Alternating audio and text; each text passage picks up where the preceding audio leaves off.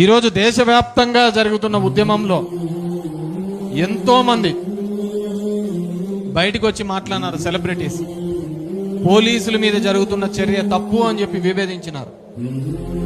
ఏమైనారు మన ఆంధ్రప్రదేశ్లో ఉన్న సెలబ్రిటీస్, తెలుగు రాష్ట్రాల్లో ఉన్న సెలబ్రిటీస్ ఎందుకు మాట్లాడలేకపోయినారు? పద్మశ్రీలు పద్మ విభూషణ్లు పోతాయనే, అవి పోలే ఇచ్చిన తర్వాత. ఇన్కమ్ ట్యాక్స్లు, ఈడీలు, ఐటీలు లేకుంటే సిబిఐలు రైడ్లు చేస్తారనే. మీరంతా సినిమాల్లో హీరోలుగా ఎందుకు అయ్యా చేసుకునేది?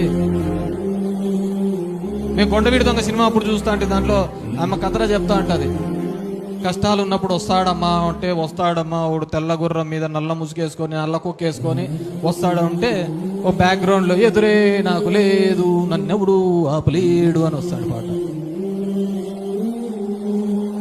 ఇప్పుడు ఎవడున్నాడు?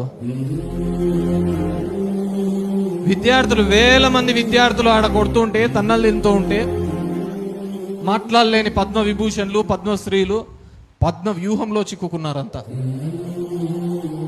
మళ్ళీ మీరు సెలబ్రిటీలు అనేది ఎందుకు, మిగతాలు ఎందుకు మాట్లాడాల?